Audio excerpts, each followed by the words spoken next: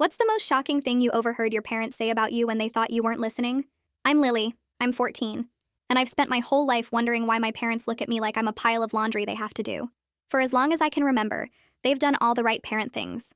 They make dinner, drive me to school, show up to conferences, but there's no hugs goodnight. No I love yous, no conversations that aren't about how good dinner is. When I was younger, I thought that's just how some families are. Quiet, practical. But then I visited my friend's house when I was 9 and saw her dad throwing her younger sister in the air. They were laughing and giggling. I'd never been thrown in the air like that. That's the exact moment I started to realize something was off. I'd ask my parents about it, but their answer was always just, "We're not performative." Well, last Tuesday, I discovered the truth. I was walking past their bedroom on my way to get water. The door was cracked open, and I heard my dad's voice, sharp and whispering angrily. "We should have just divorced 14 years ago. I hate living with you." I froze. My mom's voice came back, bitter and exhausted. "And I hate living with you too. I hate Lily as well. I hate her. Every time I look at her, I see the mistake that trapped us and ruined our lives." I started hyperventilating. My own parents hated me. I backed away from the door, my heart pounding so hard I thought they'd hear it. That's when I heard my dad say the final line. "At least we're ending this entire nightmare. Only a few more weeks to go." I went to my room and didn't sleep at all. I had so many questions. When I came downstairs the next morning, they acted completely normal. Dad made scrambled eggs without talking. Mom asked if I had my lunch packed in a monotone voice. It took everything in me not to explode, but I needed to know what they meant. So when Dad left for work, I skipped school and used his laptop. I found an email to a divorce lawyer in his drafts folder. "My wife and I want to separate, but there are financial complications involving our daughter. How do we proceed without losing everything?" My hands shook as I kept searching. I found Grandpa's will in a locked file on his desktop. The password was my birthday, which felt cruel. There it was, highlighted in yellow. "Those who divorce before their youngest child turns 18 forfeit their entire inheritance. $2 million per child." They were only together and pretending to love me for money. I searched more, found a brochure in Dad's desk drawer for Westside Academy. But when I Googled it, reviews said it wasn't really a school. Just a place parents send kids they don't want around.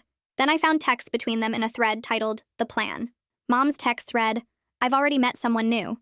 Dad responded, "Same. Can't wait to finally be free." My chest hurt.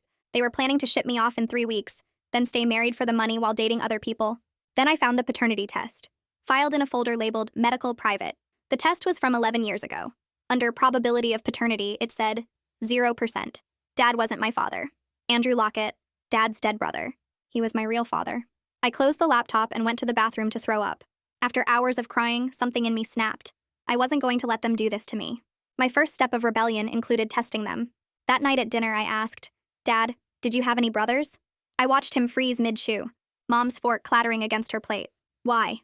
he asked. "Just curious. For a family tree project." "No," he said quickly. "I was an only child." Mom nodded too fast. I brought them their old family photo albums the next day. There was a guy in them who looked exactly like Dad, just younger. I showed it at breakfast. "Who's this? He looks so much like Dad they could be brothers." Mom grabbed the album from my hands.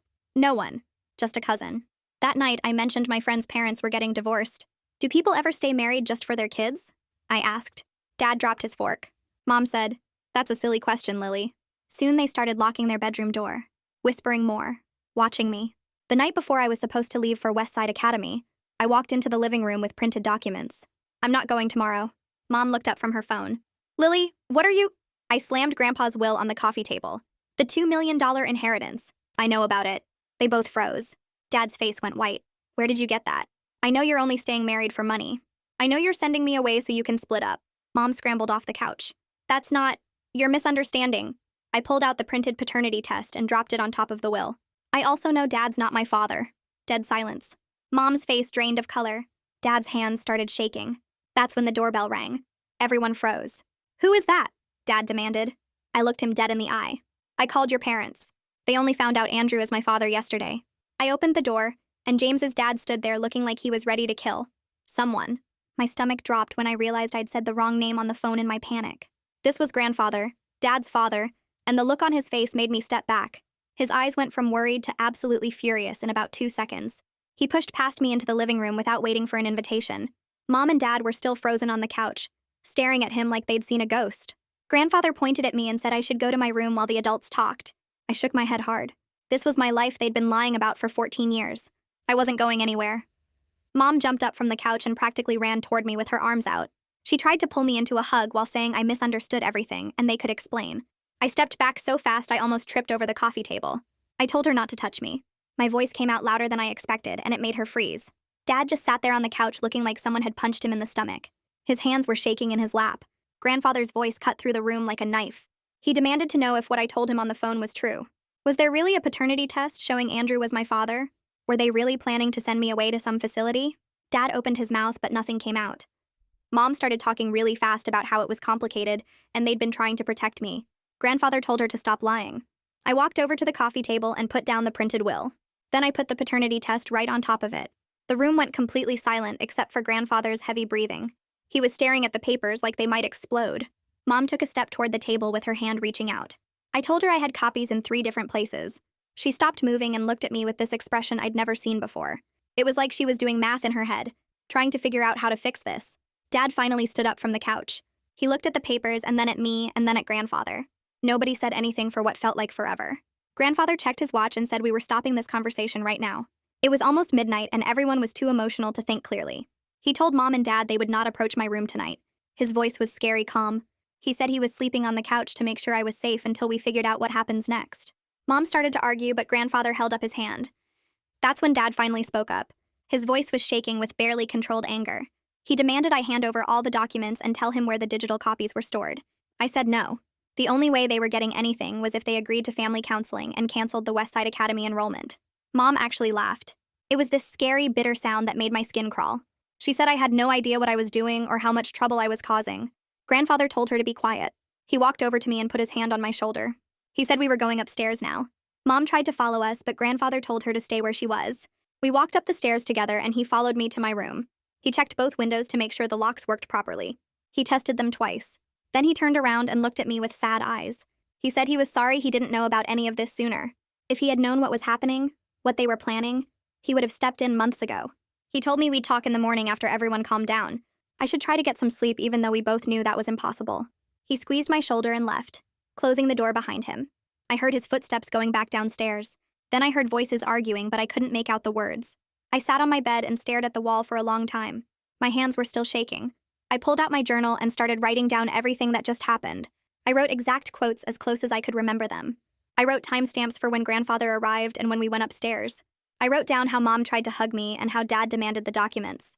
I wrote for almost an hour until my hand hurt. Then I took out my phone and photographed every page of my journal. I uploaded the photos to my school Google Drive account, along with pictures of all the documents. Knowing the proof was safe in multiple places was the only thing keeping me from completely falling apart right now. I lay down on my bed with all my clothes still on. I could hear Grandfather moving around downstairs. At some point, I heard a door slam. I stared at the ceiling until the sky started getting light outside my window. Morning came and I heard Mom making breakfast downstairs. The smell of pancakes drifted up through the vents like some kind of sick joke. She was pretending everything was normal. I got dressed and went downstairs. Mom and Dad were sitting at the kitchen table in complete silence. Grandfather was drinking coffee and watching them like a hawk. There were plates of pancakes on the table, but nobody was eating. The fake normalcy made my skin crawl. I sat down as far from my parents as possible. Mom asked if I wanted orange juice in this cheerful voice that sounded totally wrong. I didn't answer.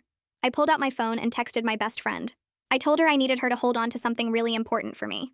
We arranged for me to give her a flash drive during lunch. Mom noticed me on my phone and reached across the table for it. Grandfather's voice stopped her cold. He told her to leave me alone. His tone made her hand freeze in midair. She pulled back and looked down at her plate. Dad cleared his throat like he was going to say something, but Grandfather gave him a look that shut him up. I finished my text and put my phone in my pocket. Nobody spoke for the rest of breakfast. When it was time to leave for school, I grabbed my backpack and headed for the door. Grandfather said he'd drive me. Dad started to protest, but one look from Grandfather made him stop. The car ride was quiet. Grandfather asked if I was okay, and I said yes, even though it was a lie. He said he'd be picking me up after school, too. When we got to the school, I went straight to the counseling office. I didn't go to my locker or look for my friends. I walked up to the front desk and asked if I could talk to Larson about a family emergency. The secretary took one look at my face and picked up the phone. 2 minutes later, Larson came out of her office. She cleared her schedule right there and led me into her office, closing the door behind us. I sat down in the chair across from her desk and tried to figure out where to even start. I pulled the folded papers from my backpack and spread them across Larson's desk one by one. The will came first with the yellow highlighted section about divorce forfeiting $2 million. Then the paternity test showing 0% probability that Dad was my father. Last was the Westside Academy brochure with its glossy photos of smiling teenagers that looked nothing like the reviews I'd found online. Larson picked up each document and read it carefully without saying anything. Her pen moved across her notepad in quick strokes.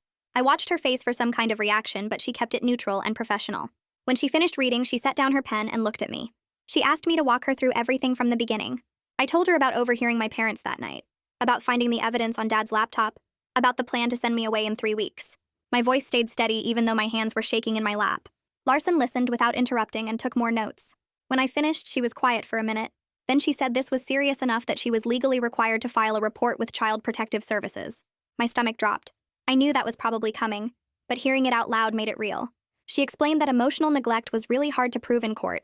Parents could be cold and distant without breaking any laws. But the plan to send me to a facility against my will was different. Combined with the evidence about their motivations and the money it gave CPS, something concrete to investigate. She said the report would trigger an investigation, and someone would contact me within a few days. I nodded, but my throat felt tight. Larson pulled a business card from her desk drawer and wrote her cell number on the back. She told me to text her any time if I felt unsafe at home. I took the card and put it in my pocket. We sat there for another minute in silence. Then the bell rang for second period and Larson wrote me a hall pass. I grabbed my backpack and headed to class feeling like I'd just set something in motion that I couldn't take back. The rest of the day dragged. I couldn't focus in any of my classes. My mind kept replaying the conversation with Larson and imagining what would happen when CPS called. When the final bell rang, I walked out to the parking lot where grandfather was waiting. The car ride home was quiet. He asked how school was, and I said fine. When we pulled into the driveway, I saw both my parents' cars already there, which was weird for a Tuesday afternoon. I went inside and found them both in the kitchen. Mom was chopping vegetables at the counter. Dad was sitting at the table with his laptop.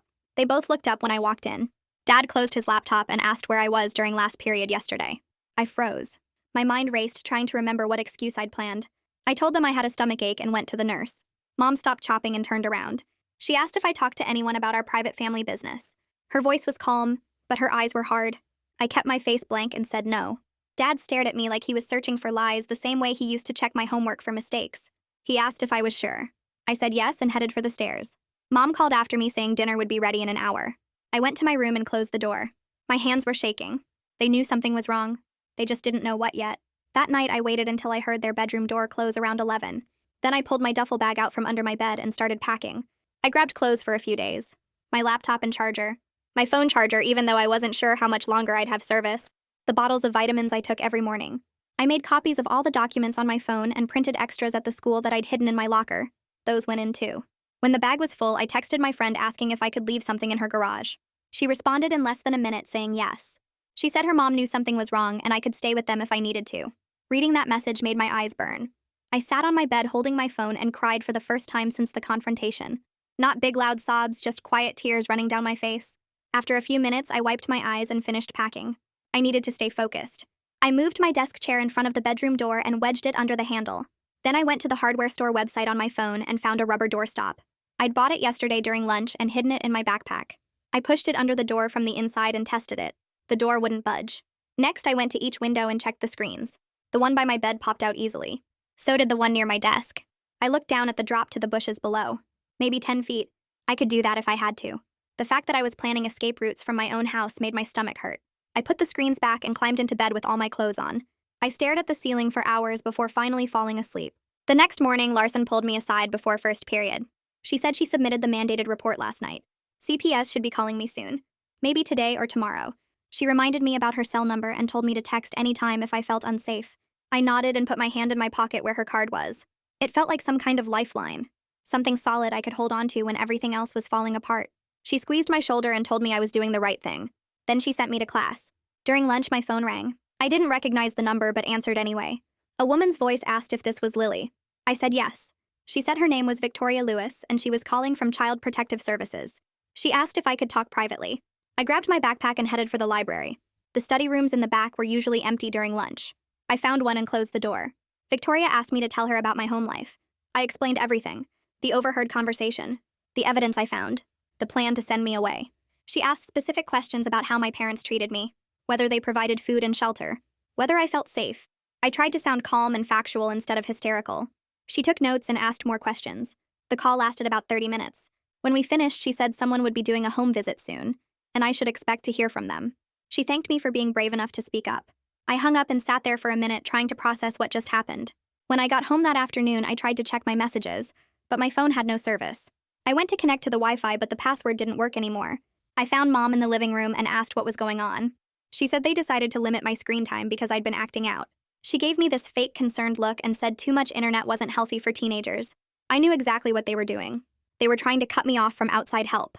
I went to my room and grabbed my laptop, but the Wi-Fi password had been changed there too. I was completely isolated in my own house.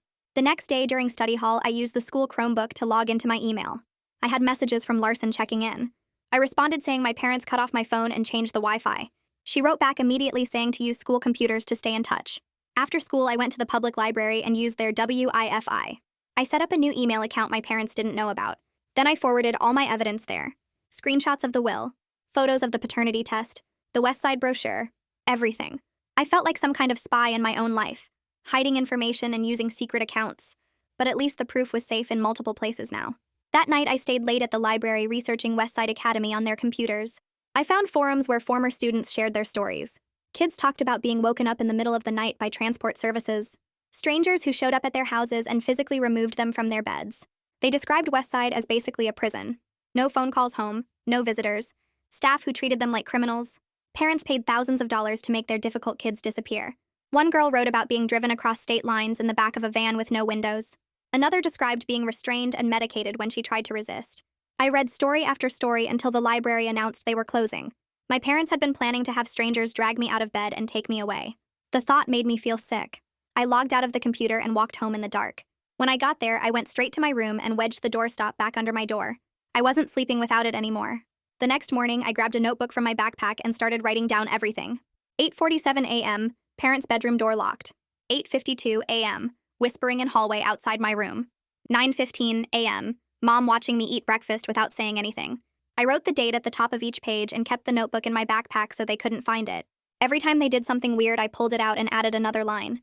It made me feel like I had some kind of control, like I was building a case instead of just waiting for them to ship me off. I documented when Dad checked my phone at dinner, when Mom asked if I'd talked to anyone at the school, when they both went silent the second I walked into a room. The notebook filled up fast. On Thursday night, I was doing homework when Mom knocked on my door. She came in without waiting for an answer and sat on the edge of my bed. She had this sad expression on her face that looked practiced. She started talking about how much they'd given up to keep our family together, how hard it had been staying married when they weren't happy. She said Westside was actually an amazing opportunity, a therapeutic program that would help me work through my feelings about the divorce. She kept using words like sadly and unfortunately and difficult decision. I sat there listening to her lie so smoothly and wanted to scream. She touched my hand and I pulled away. She left after 20 minutes of fake concern. An hour later, Dad showed up. He closed the door behind him and stood there for a minute before sitting in my desk chair. His voice came out quiet and broken when he finally spoke. He said he'd known since I was 3 that I wasn't his biological daughter, that grandfather's will had trapped him in this marriage, forced him to raise another man's child. He said he'd been angry at me for 11 years even though he knew it wasn't fair. That every time he looked at me, he saw his dead brother and the wife who'd betrayed him. He said he was sorry, but it didn't sound like he meant it. It sounded like he was just tired. I didn't say anything. What was there to say? He left and I wrote it all down in my notebook with shaking hands. Friday morning, Larson pulled me aside before first period. She said CPS had scheduled a home visit for Monday afternoon, and my parents had already been told. Her face was serious when she warned me they'd probably try to make everything look perfect, that they'd coach me on what to say. She told me I needed to be ready to speak up even if it felt uncomfortable, that this was my chance to tell someone official what was really happening. I nodded and felt sick to my stomach. All weekend, my parents went into overdrive. Saturday morning, Mom was scrubbing the kitchen counters at 7 a.m. Dad vacuumed the living room twice. They put fresh flowers on the dining table and baked chocolate chip cookies that filled the house with a fake homey smell. Sunday, they made me sit with them while they practiced their answers like we were rehearsing for a play. They told me to mention how much they loved me, how excited I was about the therapeutic boarding school opportunity, how our family was going through a rough patch, but we were working on it together. I sat there watching them plan their performance and felt like I was going crazy. Monday afternoon, a woman with a clipboard and kind eyes showed up at our door. Victoria Lewis from CPS. My parents transformed instantly into the perfect concerned family. Dad shook her hand firmly. Mom offered her coffee and cookies. They sat in the living room and answered her questions with practiced ease. Yes, they were going through marital difficulties, but they were committed to Lily's well-being. Yes, they'd looked into therapeutic programs because they wanted the best support for her during this transition. They were so smooth, so believable. I sat there feeling like I was watching strangers perform a show. Victoria asked questions and took notes. Requested Reds is on Spotify now. Check out link in the description or comments. After 30 minutes, she said she'd like to speak with me alone. Mom hesitated. opening her mouth to object, but Dad put his hand on her arm and pulled her toward the kitchen. Finally, they were gone. Victoria turned to me and her voice got gentler. She asked how I was really doing. I pulled out my printed evidence from my backpack. The will, the paternity test, the Westside brochure with its fake marketing about therapeutic education. My hands shook, but I got through explaining everything. How they only stayed married for money. How they planned to send me away so they could date other people while keeping the inheritance. How Dad wasn't my father and they'd been lying about it my whole life. Victoria took notes and photos of the documents. When I finished, she explained that CPS couldn't actually prevent my parents from enrolling me in private programs. They had parental rights.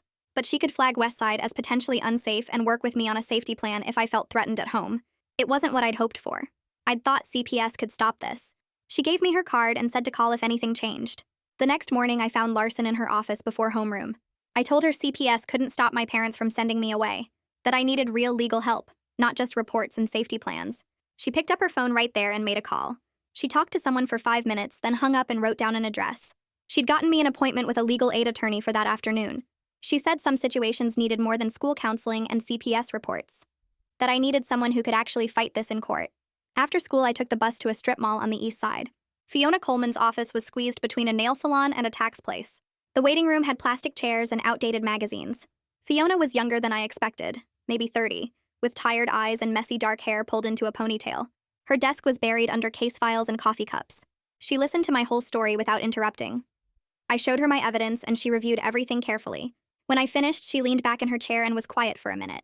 Then she said we might be able to file an emergency motion to prevent residential placement, but I'd need more than documents. Judges don't like overriding parental decisions. She explained I needed witness statements from adults who could verify my parents' threats and my distress. Documentation of what Westside actually does versus what their marketing says. Evidence that this placement would harm me rather than help me. She gave me a week to gather everything. She warned me that family court moves slowly, that judges are reluctant to tell parents they can't send their kids to private programs, that even with good evidence this might not work. But it was the only real option I had. I left her office with a list of what I needed and a timeline that felt impossible. 1 week to build a case strong enough to convince a judge my parents were wrong.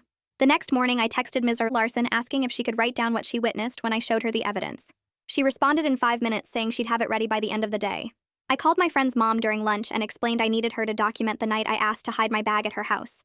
She said she remembered how scared I looked and would write everything down. That afternoon, I knocked on grandfather's door and asked if he'd write about the confrontation and what my parents admitted about the will. He hugged me and said he'd have it done by tomorrow. All 3 statements arrived in my email by Tuesday night. Miss Larson's was 3 pages describing my emotional state and the documents I'd shown her. My friend's mom wrote about how I'd asked to the store my go bag and seemed terrified of going home. Grandfather's statement detailed the confrontation and how my parents admitted they only stayed married for the inheritance money. I forwarded everything to Fiona with shaking hands. Wednesday night, I was doing homework when Mom knocked on my door. She came in with Dad right behind her and said they were concerned about my internet usage. Dad held out his hand and told me to give him my laptop and phone. I handed them over without arguing because I'd already uploaded everything important to the cloud that morning. Dad took my laptop to his office and I heard him opening files and clicking around. He came back 20 minutes later with this look on his face.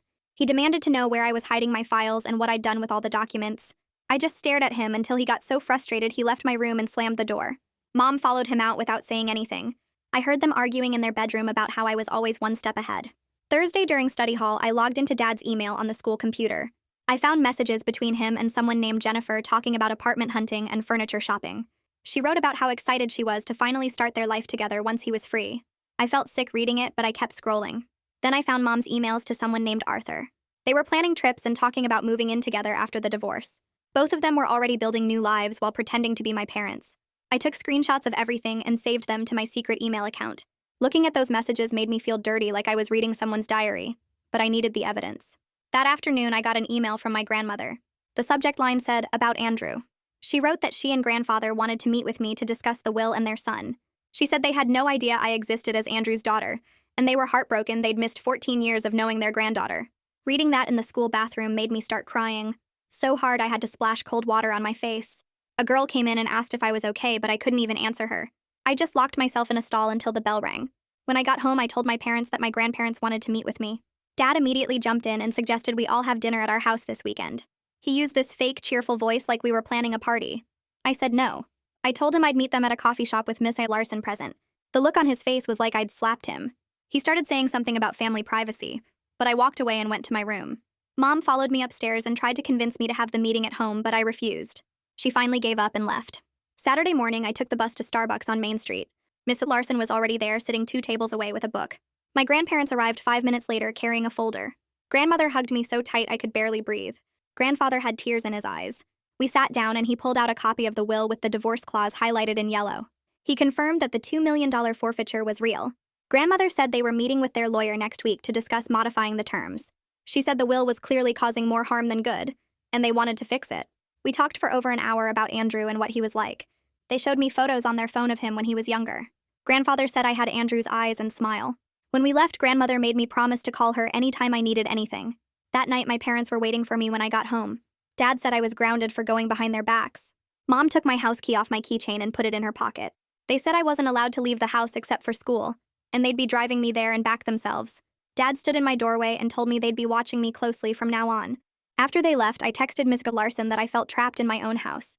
She responded immediately telling me to call her if anything got worse. Monday morning, Fiona called me before school. She said she was filing an emergency motion with family court requesting a temporary order to prevent my parents from placing me in any residential facility without court approval. She warned me that my parents would probably be served with papers today. She told me to expect them to be really angry when they found out. I felt my stomach twist into knots.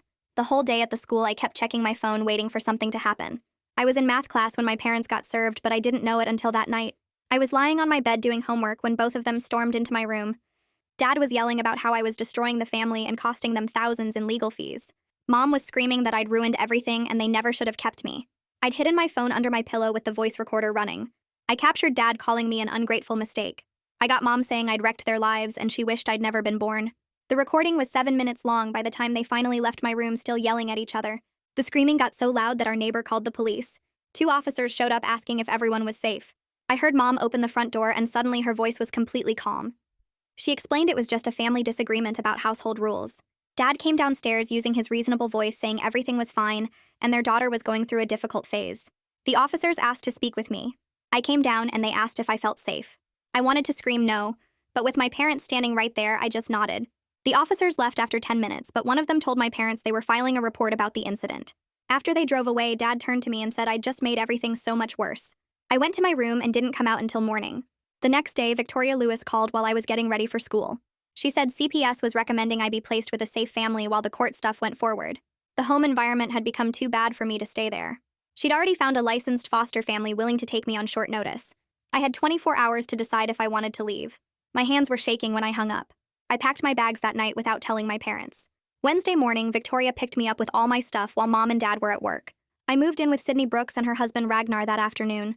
Their house smelled like vanilla candles and had family photos covering every wall.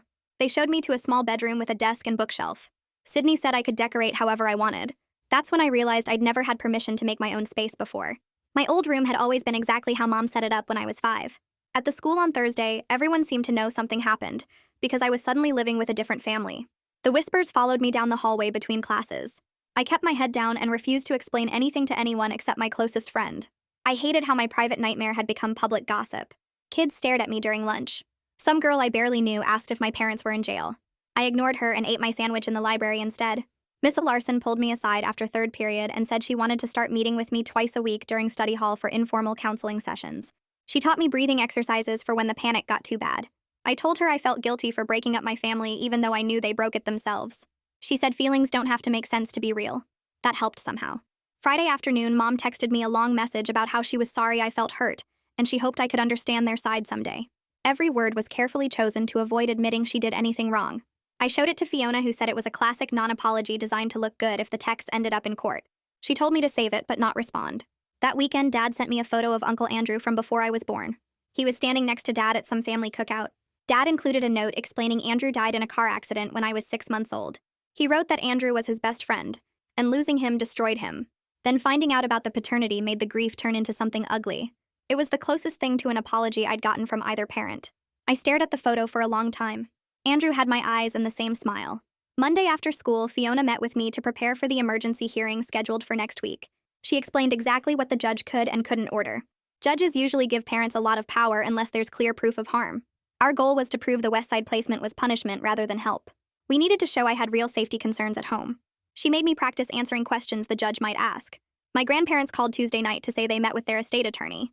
He confirmed they could change the will to remove the divorce penalty part. They were filing paperwork this week to modify the terms. My parents could divorce without losing the money. That removed their reason to stay married, but it didn't fix the 14 years of hate. Wednesday morning, Victoria Lewis called to warn me that my parents contacted a different program called Summit Ridge. They were trying to arrange enrollment before the court hearing. She was writing everything down to present to the judge as proof they were trying to get around the legal process. I felt sick knowing they were still trying to get rid of me. Thursday night, the neighbor who lives behind our old house messaged me through my friend. She said she had security camera footage of someone coming up to my former bedroom window at 2 a.m. last week. She sent me the video showing Dad testing the window lock. I forwarded it to Fiona immediately with shaking hands. That night, I couldn't stop thinking about the video of Dad at my window. I kept replaying it in my head while I tried to do homework at Sydney's kitchen table. Around 9, I went to take a shower. But when I got in the bathroom, I couldn't breathe. My chest got really tight and I started gasping for air like someone was sitting on my lungs. I slid down the wall and sat on the floor with my knees pulled up. My hands were shaking so bad I couldn't hold them still. Sydney must have heard me making weird noises because she knocked on the door asking if I was okay. I tried to say yes, but no words came out. She opened the door and found me on the floor hyperventilating. She sat down next to me and put her hand on my back, but I couldn't stop gasping. She pulled out her phone and called Miss Larson even though it was past 9 at night. Miss Larson answered on the second ring and Sydney explained what was happening. Then Sydney put the phone on speaker and set it on the floor between us. Miss Larson's voice came through calm and steady. She told me to look at 5 things I could see in the bathroom. I stared at the towel rack, the sink, the shower curtain, the toilet, the tile floor. Then she said name 4 things I could touch. I pressed my palms against the cold tile and felt Sydney's hand on my shoulder, and the fabric of my shirt and the wall behind me. 3 things I could hear. Sydney's breathing, my own gasping, water dripping from the shower. 2 things I could smell. Sydney's shampoo, soap. 1 thing I could taste. The metallic taste in my mouth from breathing so hard. Miss Larson kept walking me through the exercise over and over for what felt like forever. Slowly, my breathing started to even out. My chest stopped feeling so tight. After 30 minutes, I could finally breathe normally again.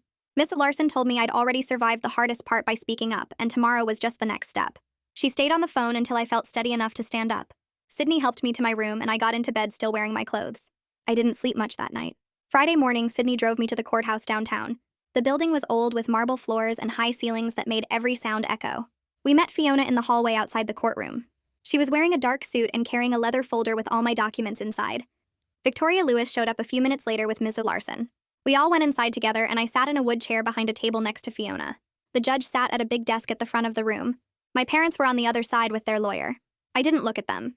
The judge was an older woman with gray hair and reading glasses. She spent a long time looking through papers while everyone sat there in silence. Then she asked Victoria to explain the CPS investigation. Victoria stood up and talked about the West Side Academy plan and the Summit Ridge enrollment attempt and the security footage of Dad at my window. She said my parents were actively trying to place me in residential facilities against my will while the legal process was happening. Then Miss Larson talked about my emotional state and the evidence I'd shown her. She explained the will situation and how my parents admitted they only stayed married for money. The judge listened without interrupting. When everyone finished talking, the judge looked at my parents and said she was ordering that they could not place me in any residential facility without court approval. She said my temporary placement with the Brooks family would continue for at least 8 weeks while the court reviewed everything. My parents' lawyer tried to argue, but the judge cut him off. The judge kept talking. She said any contact between me and my parents had to be supervised by a neutral third party. She strongly recommended family therapy to address what she called underlying issues. Mom started crying, but it looked fake, like she was performing for the judge. Dad just stared straight ahead with no expression on his face. He looked like he'd already checked out mentally and was just waiting for this to be over. The judge asked if I had any questions. I shook my head. She told me I could leave and that the court would schedule a follow-up hearing in 8 weeks. We all stood up when she left. Fiona walked me out while Victoria and Mrs. Larson stayed behind to get copies of the orders. In the hallway, Sydney was waiting with Ragnar. They both hugged me and said I did great. I didn't feel like I did anything great. I just sat there while adults talked about my life. That afternoon, my phone rang while I was lying on the bed in Sydney's guest room. It was my grandmother. She said the will amendment had been filed that morning and would be effective in 30 days. She explained this meant my parents could finally split up without losing the inheritance money. She wanted me to know that my inheritance from Andrew's portion would be held in trust for me until I turned 21, no matter what happened with my parents. She said they were setting it up so Mom and Dad couldn't touch it. I thanked her and hung up. Then I just stared at the ceiling for a while, thinking about how everything was changing because of money. Over the next week, my phone kept buzzing with messages from relatives I barely knew. Aunts and uncles and cousins I'd only seen at big holiday dinners started texting and calling. Some of them said they always knew something was wrong with my parents' marriage. Others said I must be exaggerating and families go through rough patches. A few asked really nosy questions about the paternity test. My parents stopped showing up to family gatherings. My grandmother told me they were avoiding everyone because they didn't want to answer questions. Their perfect family image was falling apart, and people were finally seeing what they'd been hiding for 14 years. Some relatives took my side right away. Others acted like I was causing drama. I stopped responding to most of the messages. Fiona called me on Wednesday to explain something about the paternity situation. She said because Dad wasn't my biological father and Andrew was dead, the paternity issue wouldn't affect custody decisions. Dad had been my legal parent for 14 years, so the court would treat him as my father regardless of DNA. She said bringing up the paternity test in court would just make things more complicated without helping my case. We needed to focus on the neglect and the residential placement threat instead. That was the stuff the judge could actually do something about. I told her I understood, even though part of me wanted everyone to know the truth about Andrew. 2 weeks after the court hearing, I had my first supervised visit with my parents. It happened at a neutral office with a social worker sitting in the corner taking notes. Mom and Dad sat on one side of a table and I sat on the other. They tried to make small talk about school and asked about the weather. Mom asked if I was eating well at Sydney's house. Dad asked if I needed anything. Nobody said sorry. Nobody talked about what actually happened. They just filled the air with empty words while carefully avoiding anything real. The social worker watched us the whole time. After an hour, she said the visit was over. I left feeling completely drained, but also kind of relieved that I'd held my ground. They didn't try to hug me or touch me, and I was glad. 2 weeks after that, we had our first family therapy session. The therapist's name was Cordelia May, and her office smelled like lavender. She had us all sit in a circle and started by setting ground rules. She said we had to communicate respectfully and take responsibility for our actions. No blaming or deflecting. Mom immediately started trying to explain why she felt trapped in the marriage. Cordelia stopped her and said we weren't here to justify past choices. We were here to address how to move forward. Dad tried to say the inheritance situation made everything complicated. Cordelia cut him off too and redirected to the actual issues. Every time my parents tried to make excuses, she shut it down. Mom kept shifting in her chair, looking uncomfortable. Dad crossed his arms and stared at the wall. I mostly stayed quiet and let Cordelia do her job. Back at the school, I started sitting at a different table during lunch, away from the groups that whispered about me. I brought my homework and ate while studying. It was easier than dealing with questions and stares. My grades actually started going up because I wasn't constantly anxious about what was happening at home. Math made sense again. I could focus on reading assignments. Mrs. Larson pulled me aside one day and said I seemed calmer even though my situation was still complicated. I told her it helped knowing where I stood. The uncertainty was hard, but at least I wasn't living in a house with people who hated me. 3 weeks after the emergency hearing, Fiona called to say the court scheduled a status hearing for 8 weeks out. That meant 2 more months before they'd review everything and decide next steps. 2 more months of not knowing where I'd live permanently. Sydney said learning to sit with that kind of uncertainty was a skill most adults never master. I was learning it at 14. Some days it felt impossible. Other days I managed to just focus on getting through school and therapy and supervised visits. I kept my documents in a folder in Sydney's guest room, just in case I needed them again. Just in case my parents tried something else. A week later, Victoria called and said it was time to get the rest of my stuff from the house. She picked me up on a Saturday morning and we drove to my old neighborhood in silence. Walking through the front door felt weird, like visiting a museum of my old life. My parents weren't home because Victoria scheduled it that way. I went straight to my room and started filling boxes with clothes and books and the random stuff you collect over 14 years. Victoria stood in the doorway watching to make sure everything stayed calm. I opened my desk drawer and found the Westside Academy brochure still sitting there with its fake smiling teenagers on the cover. I picked it up and tore it in half, then in half again, then kept ripping until it was just tiny pieces of glossy paper in my hands. Victoria didn't say anything, but I saw her nod slightly. We loaded 4 boxes into her car, and I took one last look at my bedroom before closing the door. Bringing everything to Sydney's house and unpacking it in the guest room felt like reclaiming parts of myself that my parents tried to throw away. The 4th therapy session happened on a Tuesday afternoon. Cordelia had us sit in our usual spots and started by asking Dad if he had anything he wanted to say. He stared at the floor for a long time before speaking. He said that every time he looked at me, he saw Andrew, and it reminded him of losing his brother. He admitted he'd been angry at me for existing when Andrew didn't, which made no sense, but that's what grief did to him. He said he directed all his pain at me instead of dealing with it properly. Hearing him finally say it out loud hurt, but also made me feel less crazy. Like all those years of feeling unwanted weren't just in my head. Cordelia asked how that made me feel, and I said it was validating. Dad didn't apologize exactly, but he stopped pretending I'd imagined everything. 2 sessions later, Mom finally spoke up. Cordelia asked her to explain why she stayed in the marriage, and Mom's whole body went tense. She said she was terrified of being alone and broke. She said the shame of her choices made her resent me for being the reason she felt stuck. She didn't say sorry, but she stopped acting like everything had been fine. She admitted the marriage was dead and had been for years. She said looking at me reminded her of every mistake she'd made. It was honest in a brutal way that felt like progress, even though it hurt to hear.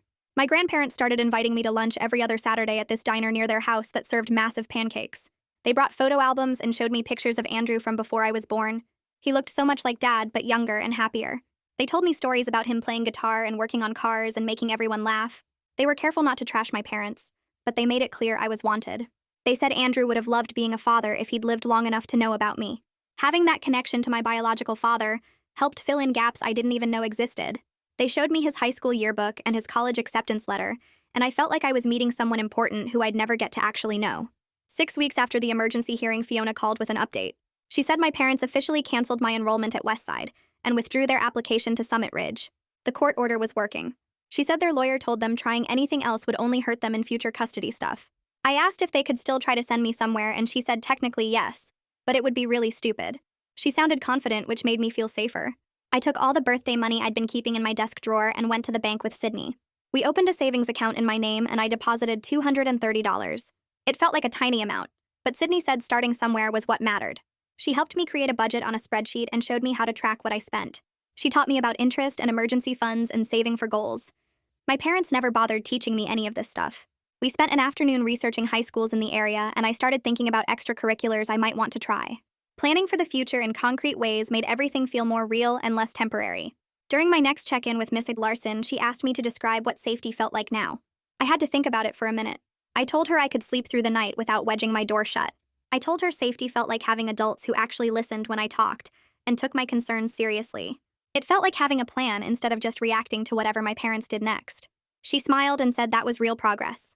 2 months after everything exploded, I was living with Sydney and Ragnar in their guest room that I decorated with posters and string lights.